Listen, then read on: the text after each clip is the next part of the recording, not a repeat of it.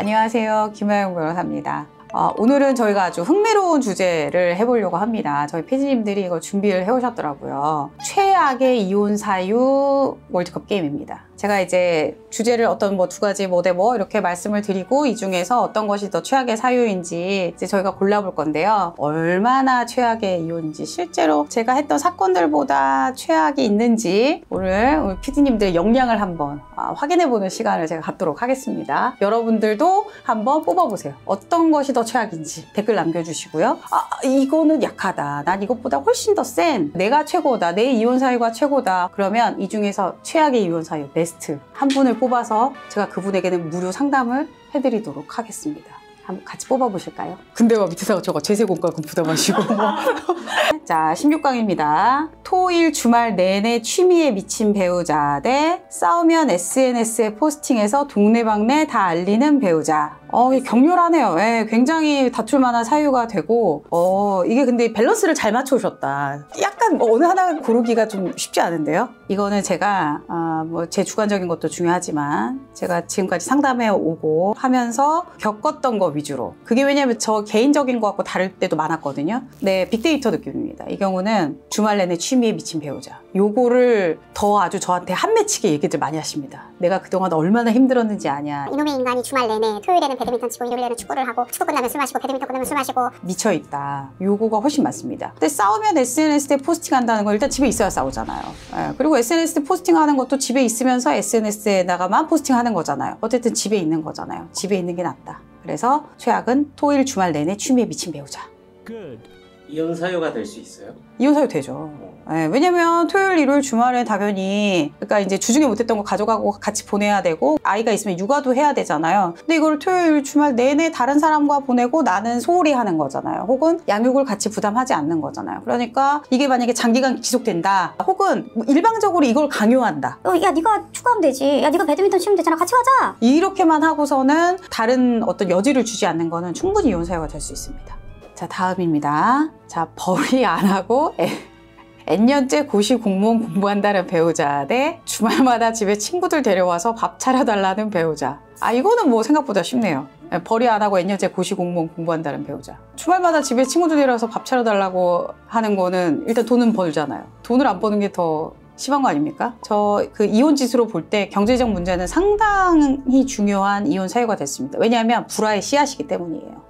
돈을 못 버는 순간부터 이혼을 하게 됩니다. 그게 이제 본의 아니게 잠깐의 공백이 아니라 내내 이렇게 한다고 하면 하루도 집이 조용할 날이 없습니다. 자, 다음. 오늘 되게 잘 가져오시네요. 싸우다가 의견 대립 있으면 엄마한테 물어보는 배우자, 본인 급여 숨기고 생활비만 주는 배우자. 요즘의 트렌드대로 하자면 본인 급여 숨기고 생활비만 주는 배우자가 요즘에 상당한 이혼 사유가 될 것 같아요. 예전으로 치면 한 10년 전만 해도 싸우다 의견 대립 있으면 엄마한테 물어보는 배우자가 훨씬 많았거든요. 근데 요즘에는 있죠. 이게 그러니까 엄마한테 물어보는 게 물론 그 자리에서 즉시만 있는 건 아니고 어찌됐든 결과적으로 엄마한테 물어보는 거예요. 결과적으로 엄마한테 물어보서 자기의 정당성도 엄마한테서 찾아오고, 그리고 네가 잘못했다는 것도 엄마한테서 어떻게 찾아오고. 아니 엄마한테 물어보는 게 뭐가 잘못돼 있어? 엄마는 지혜도 많고 뭐도 하고 우리 집에 대해서 잘 알고 계시잖아. 그런 엄마한테 물어보는 게 당연한 거지. 이런 경우도 있고요. 그리고 어머니가 또 일주일에 한 번씩 오거나 집에 반찬 해주러 오시고, 그다음에 경제적인 지원을 많이 해주시는 부모님들의 경우에는 당연히 엄마한테 물어봅니다. 그리고 엄마가 하지 말라면 하고 엄마가 이혼하라고 하면 이혼도 합니다. 그런 남편들이 실제로 있습니다. 근데 이런 경우는 조금 약간 과거형인 것 같아요. 요즘에는 조금 드물다. 그리고 본인 급여 숨기고 생활비만 주는 배우자. 근데 상대방 급여는 알려달라고 하는 거겠죠? 본인에 대해서는 절대 공개 안 하고. 요즘의 분은 이거를 더 최악의 배우자라고 뽑을 것 같아요. 본인 급여는 숨기고 생활비만 주는 배우자. 자, 다음 이혼 사유.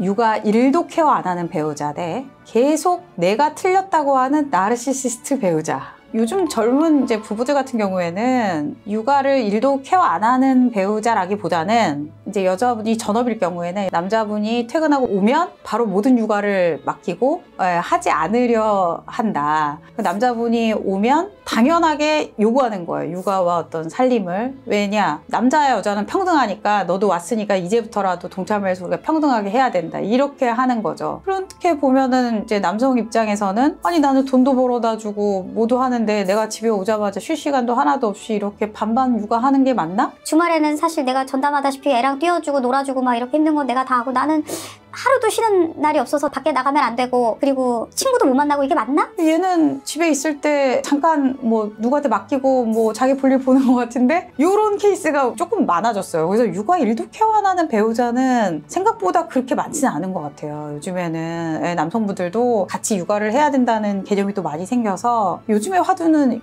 나르시시스트 배우자. 계속 가스라이팅? 뭐 육아가 물론 정신적으로 힘든 것도 있지만 육체적으로 힘든 거라면 이건 정신적으로 힘든 거잖아요. 뭐만 하면 내가 다 틀렸대요. 너는 그게 아니래요. 너는 왜 그렇게 생각하네요. 정신적인 어떤 이런 문제를 다 묵살하고 다 무시하고 이렇게 생각하는 거죠. 그러면 이게 사람이 피폐해지고 거기에 길들여지거든요. 이게 제일 무서운 거예요. 길들여져서 본인의 자존감을 잊어요. 그러니까 그거는 회복이 또 쉽지 않은 것 같아요. 그리고 또 이거를 나르시스트라고 지적해줬을 때 아 내가 그렇게 한 게 맞다라고 하는 사람이 별로 없어요. 왜냐면 육아는 금방 티가 나거든요. 이것도 안 했고 이것도 안 했고 또 안 했다. 근데 이렇게 말로 지적하고 하는 거는 본인이 어떻게 하고 있는지를 모르는 사람이 많아서 이번에는 나르시시스트 배우자로 하겠습니다. 자, 다음은 건강염려증 심하고 유사과학을 가족한테 적용시키려는 배우자 대 형사전과 숨긴 배우자. 이거 결승전 아닌가요?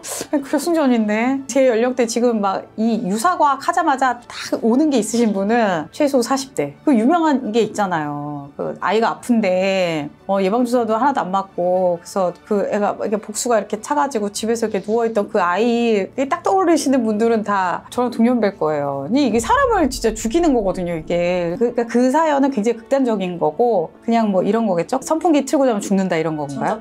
숨 못 쉰다? 핸드폰 쓰면 전자폰 놓으니까 저 멀리 떨어뜨려 놔라. 전자레인지 못 돌려. 전자레인지는 모든 거를 파괴한다. 암에 걸릴 수 있다 이런 거. 근데 너무 사랑해서 그런. 너무 사랑해서. 성범죄 전과. 이 성범죄 어디까지 성범죄인가요?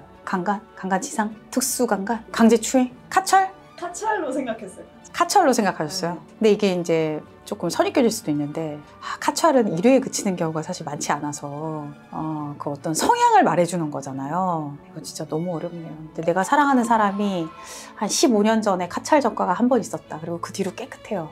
그럼 제가 그 사람을 벗어날 수 있을까요? 버릴 수 있을까요? 못 버릴 것 같긴 한데. 근데 또 잘생겼어요. 잘생기고 막 되게 괜찮아요. 그리고 막 카찰은 그건 진짜 오해였대요. 막 그렇게 얘기를 해요. 그럼 제가 막 그런 잘생긴 남자를 카찰 한 번으로 버릴 수 있을까요? 엄청 잘생기고 해서 막 나를 사랑해서 건강염려증이고 유사각을 하자 그래요. 할 수 있을 것 같은데.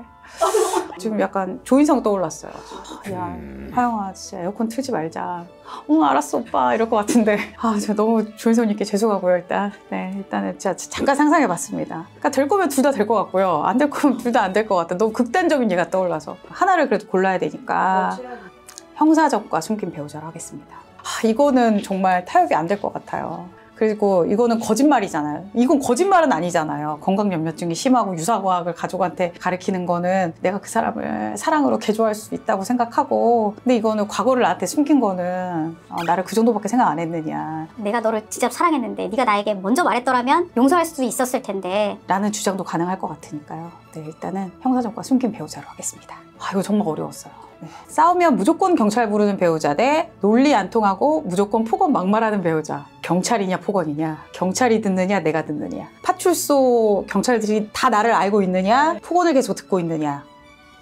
폭언 막말하는 배우자 하겠습니다. 이거는 생각보다 심플해요. 폭언 막말, 이거는 진짜 그 인격에 대한 말살이고요. 이 폭언 막말은 정말 심각한 성격상의 어떤 결함이 좀 있는 거예요. 상담이 필요하고요. 그리고 분노 조절 장애가 있고 충동이 조절이 잘 안 되시는 분이에요. 근데 이제 경찰을 부르잖아요. 어떻게 보면 이성적일 수 있죠. 너무 무리한 해석인가요? 그래도 싸우면 어느 정도 폭언이나 막말하지 않고 경찰을 부르는 거는 본인도 겪을 수 있는 거니까 둘 중에서 수행 가능한 한도를 제가 찾자면 이게 뭐가 좋다는 게 아니에요. 이거 경찰 부르는 것도 정상은 아니죠. 그리고 경찰도 분들 바쁘신데 자꾸 이렇게 부르고 그러면 안 되거든요. 해결도 안 날 거를. 이것도 당연히 안 되는데 더 최악을 가르는 거니까 우리가 그냥 똥과 설사똥 중에 설사똥, 폭언막말로 고르겠습니다. 아, 이거 아주 눈빛이 초롱초롱해지네요. 되게 좋은데요, 이거? 자주 해야 되겠어요. 정치색 안 맞고 정치 이야기만 하면 싸우는 배우자. 네, 싸울 때 때리지는 않는데 위협하는 배우자. 와... 제가 얼마 전에 이거 우연히 이 얘기를 한 적이 있었어요. 저희 배우자하고 요즘처럼 이렇게 아주 강대강 대립이 아주 엄청날 때 정치색이 안 맞으면 서로 이게 살 수 있을까? 이런 얘기를 제가 한 번 했거든요. 아, 못 살 것 같다. 이렇게 얘기를 했었거든요. 못 살 것 같다. 근데 싸울 때 때리지는 않는데 위협하는 배우자.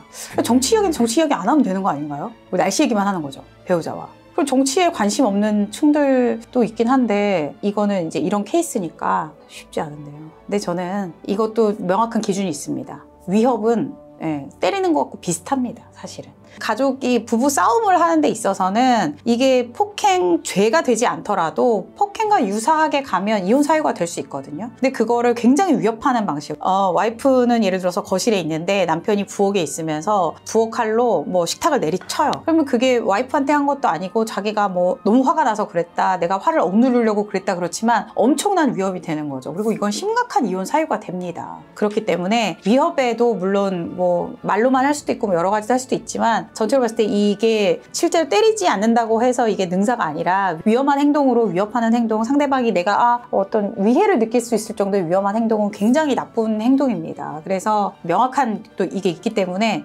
싸울 때 위협하는 배우자로 하겠습니다.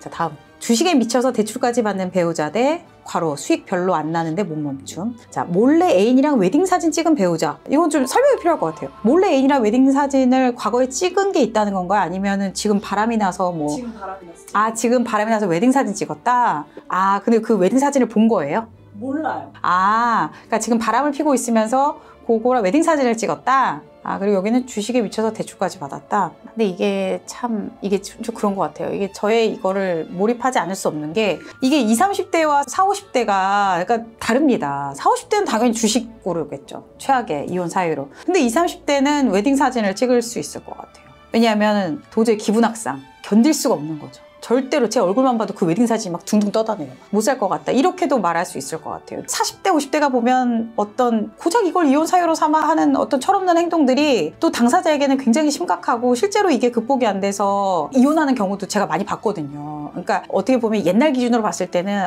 이 정도는 뭐 밖에서 애를 만들어 온 것도 아니고 뭐 괜찮을 것 같은데 라고 하는, 왜냐면 그거를 막 실수였다고 하고 막 싹싹 빌고 괜찮다고 하거든요. 그러면 저는 그냥 뭐랄까 그냥 좀 용서하고 살 수도 있지 않나 이런 생각이 들기도 하는데, 이렇게 당사자 힘든 사람한테는 이렇게 얘기했다가는 큰일 나죠. 근데 뭐 주식에 미쳐서 대출까지 받는 배우자는 요즘에 뭐 대출 안 받는 사람이 없고 통장 10개나 통장 8개 대출이나 대출에 대출을 얻는다는 느낌으로 그래 해보자 같이 오히려 그렇게 또 접근하는 또 젊은이들도 있어서 이게 서로 이제 뭐가 중요하냐에 따라서 다른 것 같아요. 근데 이거는 제가 좀 이제 경험자로서 봤을 때 이게 정도의 물론 이건 있어요. 근데 여기서 우리가 그 정도까지 다 맞출 수는 없으니까 월드컵 게임으로 하자면 경제관념 안 좋은 쪽으로 택하겠습니다. 주식에 미쳐서 대출까지 받는 배우자. 이것도 심리치료 받아야 되거든요. 그래서 병으로 접근할게요. 자, 이게 이제 8강인데요. 자, 논리 안 통하고 무조건 폭언 막말하는 배우자 대 주식에 미쳐서 대출까지 받는 배우자. 근데 이거는 제가 요걸 하니까 느낌이 딱 오는데요. 폭언 막말을 이길 배우자가 없을 것 같아요. 요거 최악을 이길 사람이 있을까 싶은데요. 이거는 뭐 고민하지 않겠습니다. 폭언 막말하는 배우자. 굉장히 강력한 후보입니다. 그러니까 우리가 어떤 잘생긴 헐리우드 배우 뽑을 때 누구랑 뽑아도 계속 올라가는 사람이 있잖아요. 이 사람은 여기서부터 시작해야 되는데 이런 사람이 있었어요. 저 때는 그 브래드 피트가 있었어요. 이길 자가 없어요. 그래서 마지막에 조지 클루니랑 만나는 거예요. 너무 옛날 사람인가요? 요즘 기준으로 해야 되는데 요즘 기준을 좀 댓글을 올려주세요. 제가 요즘 기준을 몰라가지고. 예. 자, 형사전과 숨긴 배우자, 벌이 안 하고 N년째 고시공무원 공부한다는 배우자. 이건 당연히 성범죄 숨긴 배우자가 되겠죠. 왜냐하면 고시공무원 공부 벌이 안 하고 하는 거는 일단 아까 제가 뭐라고 얘기했는지 기억이 안 날 정도로 다시 얘기를 해보면 가능성이 있는 거잖아요. 가능성이 있는 사람. 그리고 한쪽이 벌이를 안 할 수 있다는 건 내가 벌이할 수 있다는 거잖아요. 누가 벌면 어떻습니까? 이 정도는 충분히 용서할 수 있다. 자, 형사전과 숨긴 배우자로 하겠습니다. 본인 급여 숨기고 생활비만 주는 배우자, 계속 내가 틀렸다고 하는 나르시시스트 배우자. 자, 이거는 간단하죠. 왜냐? 심플해요. 정신적 충격이 더 큽니다. 우리가 항상 어떤 걸 할 때 나를 정신적으로 피폐해 주는 게 돈 조금 안 주는 거, 그것보다 훨씬 더 나빠요. 그래서 저는 나르시시스트 배우자로 하겠습니다. 자, 다음. 오랜만에 나오네요. 토일 주말 내내 취미에 미친 배우자 대 싸울 때 때리지는 않는데 위협하는 배우자. 이게 좀 어렵네요. 제가 취미에 관대할까요? 위협하는 배우자가 더 나쁜 것 같아요. 이거는 뭐 월화수목금까지는 정상이잖아요. 근데 위협하는 배우자는 이거는 굉장히 진짜 실제로 위험합니다. 실제로 이런 게 위협이 반복되다가 폭행이 이루어지고요. 그리고 또 그 강도가 점점 세진다고 할까요? 여자분이나 남자분이나 배우자의 한 번 이런 뭐 어떤 싸우고 욱해서 일어나는 행동에 대해서 바로 하겠다고 오는 경우는 진짜 어디 부러지지 않는 한 없어요. 보통은 긴 세월이 돼요. 근데 나중에 오실 때는 한 뭐 6년, 7년, 10년까지 이어지던 분은 오시면 특징이 있어요. 뭐라고 말하시냐? 무서워서 이혼하고 싶은데 못해요 라고 말하세요. 나한테 어떤 해코지를 할지 몰라요 이래요. 근데 제가 실제로 가서 이제 이혼소송을 해서 얘기를 하고 해보면 그 남자나 혹은 그 여자는 나와서는 정말 말도 못하는 사람이에요. 어디 가서 누구를 저한테 한번 흘겨보지도 못할 정도로 또 권위에 굴복하고 전형적인 강약약강인 사람들입니다. 그러니까 여기서 당하고 있던 우리 의뢰인만 굉장히 힘들게 사셨던 거예요. 실제로 그런 경우가 많습니다. 그래서 지금 혹시 가정에서 이렇게 내가 이혼하자고 하면 상대방이 뭐 어떻게 할지 모른다 이렇게 하는 사람들은 두려워하지 마시고 상담을 하세요. 변호사가 해결책을 찾아드립니다. 그래서 싸울 때 때리지는 않는데 위협하는 배우자로 하겠습니다. 자, 그러면 4강인데요. 자, 논리 안 통하고 무조건 폭언 막말하는 배우자, 계속 내가 틀렸다고 하는 나르시시스트 배우자. 이거는 근데 생각해 보시면 알아요. 이거는 어떤 내가 좋아하는 이상형의 남자 배우 혹은 여자 배우로 상상해 보셔도 뭐 예를 들어서 죄송해요. 그 조인성이 막 폭언 막말한다. 그거 조인성이어도 안 되는 거죠. 예, 그리고 조인성이 저한테 야, 넌 다 틀렸어. 약간 요거는 견딜 수 있나? 너 틀렸어 그러면 내가 틀렸지 뭐 이렇게 할래나요? 논리 안 통하고 무조건 폭언 막말하는 배우자 하겠습니다. 싸울 때 때리지는 않는데 위협하는 배우자 대 형사 전과 숨긴 배우자.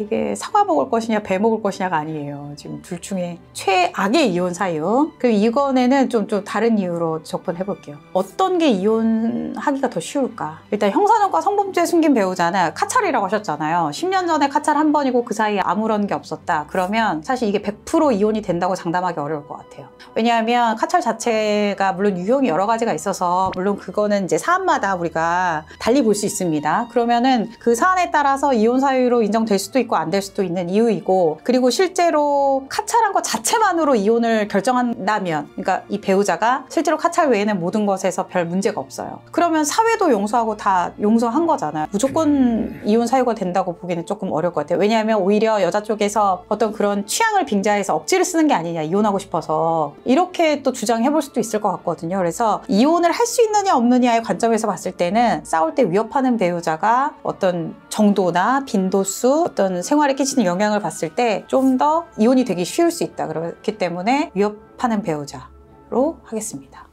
이게 변호사가 이래요. 이거 보세요. 사안마다 여러 가지 사유를 붙여서 이렇게 고르는 거예요. 그쵸? 예. 웃음기가 사라지시겠어요. 너무 진지하게 접근했나요? 예, 굉장히 지금 변호사처럼 말할 수 있어서 굉장히 즐거운 한 판이었어요. 저 마스터 해가지고 사법시험 붙은 변호사입니다. 자, 그래서 최악의 이혼 사유 결정전. 자, 논리 안 통하고 무조건 폭언 막말하는 배우자 대 싸울 때 때리지는 않는데 위협하는 배우자. 와, 엄청납니다. 그러니까 둘이 부부예요. 이쪽은 막 폭언 막말을 막 일삼아요. 이쪽은 때리진 않는데 위협을 막 해요. 서로 막 싸워요. 와, 누가 더 나쁜가. 보통은 이제 저희가 이혼소송 할 때 같이 오죠. 요게 다 한 사람한테 탑재되어 있어서 저희는 어렵지 않거든요. 진짜 최악의 배우자이자 또 최고로 이혼하기 쉬운 조건이죠. 특히 폭언 막말은 다 녹음을 해오시거든요. 근데 막 들어보면은 정말 귀가 아플 정도로 내용이 없어요.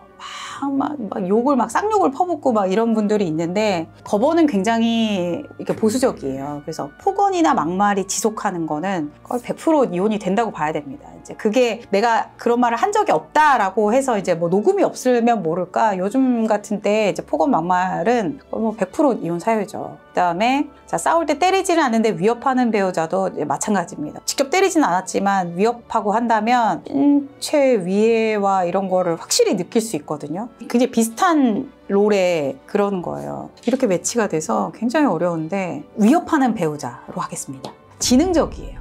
폭언 막말은 단순합니다. 녹음되면 끝이에요. 그냥 녹음이 다 돼요. 근데 위협하는 배우자는 티 안 나게, 남들은 모르게 집안에서 은밀하게 위협을 하는 경우가 많습니다. 그래서 밖에 나가서는 잘해주는 경우가 많아요. 실제로 제가 경험했던 이제 여러 이혼 사건 중에서 이런 경우가 조금 있었거든요. 그러니까 뭐냐면 밖에 나가서는 잘해주기 때문에 다 잘해준다고 생각하고 있어요. 그래서 여자가 이혼하려는 데 대해서 남들한테 공감을 얻지 못해요. 그래서 굉장히 외로워져요. 그리고 집에서 은밀하게 이루어지기 때문에 밖에서 나를 어떻게 생각할까 굉장히 두려워해요. 그래서 이런 여성분들이. 그래서 실제로 이혼 자체를 생각하지 못하고 참고 삽니다. 그래서 정신적으로도 복속이 돼요. 종속이 된단 말이죠. 그러니까 이 위협을 안 당하기 위해서 시간이 길어지면 그렇게 돼요. 그렇기 때문에 저는 더 악랄한 쪽은 어느 쪽이냐 봤을 때 싸울 때 때리지 않고 위협하는 배우자가 더 악랄하다고 봐서 최악의 이혼 사유, 제일 나쁜 놈으로 뽑겠습니다. 빠밤. 어떻게 여러분이 생각하시는 것과 맞나요? 근데 이랬으니까 댓글에 이것보다 더 어떤 최악의 이혼 사유가 나올까 싶어요. 만약에 혹시 이런 걸로 고민하고 계시는 분이 계시다면 댓글로 남겨주시면 됩니다. 오늘 최악의 이혼 사유 월드컵 게임을 해봤는데요. 결혼 생활에서 나올 수 있는 문제점들을 이렇게 보여드린 것 같아요. 다음에도 새로 나오는 신 이혼 사유 이런 거 아니면은 나 이런 경우도 봤다 이런 걸로 한 번 더 찾아뵙도록 하겠습니다. 감사합니다.